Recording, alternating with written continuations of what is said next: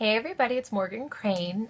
I was typing up a post for my team page and it got a little ranty and crazy sounding, so I decided to go to the trusty iPhone video and see if I could express myself a little bit better on video for you guys. So the topic I wanted to touch on today is the naysayers and the Debbie Downers in your life.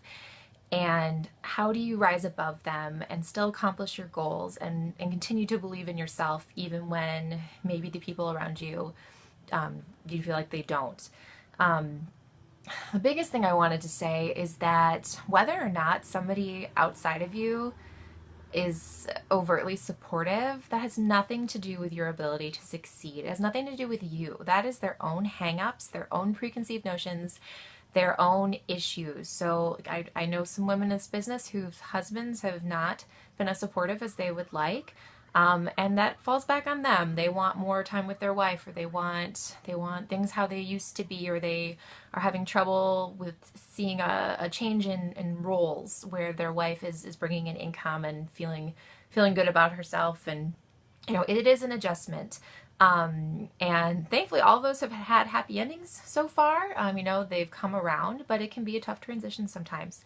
But how do you not let people get to you? How do you continue to believe in yourself when you're not feeling supported?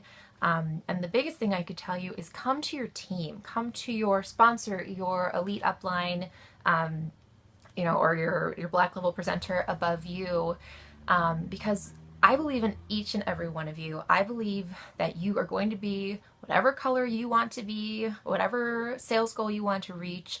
Come to me. I will do the numbers for you. I will help you get there. If you want to try to do it, I will do everything that I can to help you achieve your goals. I don't care if it is the first of the month. I don't care if, like today, there's 8 days left in the month.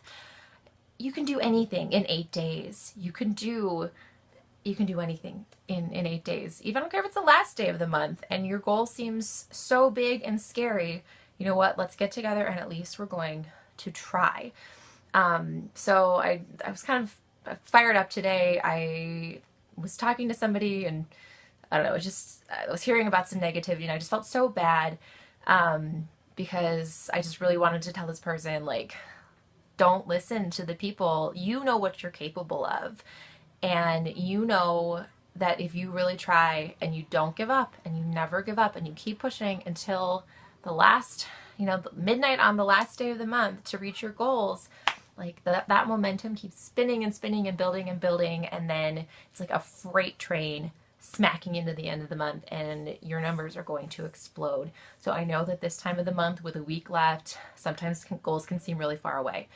And that's okay for it to feel like that, but you have to brush it aside and keep going, because I have seen people stop at this point in the month and then they will finish the month and their numbers are so close to where their goal was, but they don't hit it because they stopped with a week left. So don't be a cautionary tale. Don't let that happen to you.